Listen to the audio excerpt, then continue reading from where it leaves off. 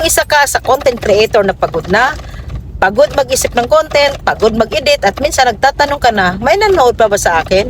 Makinig ka muna kasi sa video na ito, ibibigay ko sa iyo ang 5 content topics na patok panoorin, hindi delikado at higit sa lahat, may saysay at may puso.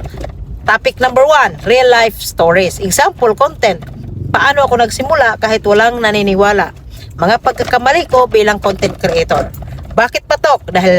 Dahil tao ang audience, hindi robot. Mas gusto nila ang totoo, hindi perpekto. Kapag nagbahagi ka ng kwento, hindi ka nagyayabang, hindi ka nagyayari ng fake life, nagiging relatable ka. Meta safe ba? Yes, walang hate, walang fake claims, walang sensitive issues. Hindi kailangang sikat ka para pakinggan. Kailangan mo lang maging totoo. Topic number 2, educational tips. Example mong gawing content. 3 editing mistakes na nagpapababa ng views.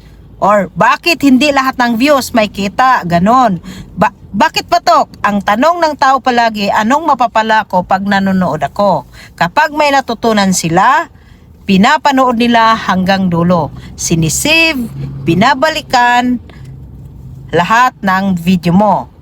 Meta safe ba? As long as walang misleading info at hindi ka nagpa-promise ng guaranteed income, safe na safe. Kapag nagturo ka, automatic kang nagiging authority. Topic number 3, motivational real talk. Example na content na gagawin mo. Normal lang na mawala ng gana, ganon. Hindi ka tamad, pagod ka lang. Bakit patok ito? Maraming creators ang tahimik na napapagod. At kapag narinig nila ang sinabi mong hindi ka nag-iisa, doon sila kumakapit. Meta safe ba? Yes. Positive messaging, no hate, no harmful content. Minsan, hindi views ang kailangan ng tao, kundi lakas ng loob. Topic number 4, behind the scenes or process. Example na content na gagawin mo. Ganito ako mag-edit kahit walang motivation. Content creation kahit may trabaho. Bakit patok?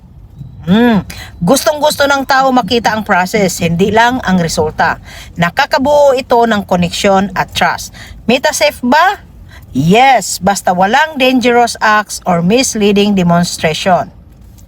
Hindi kailangang perfect ang proseso. Kailangan lang tuloy-tuloy. Topic number 5, Q&A or community content. Example na content na gagawin mo, sagutin ko tanong ng small creators.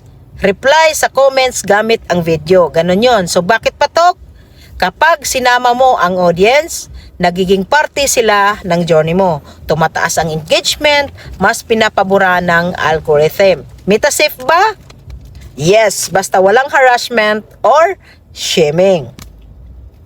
Hindi ka nagko-content para sa algorithm, para ka sa tao. Kung feeling mo walang nanonood, meron. Kung pakiramdam mo mabagal, okay lang.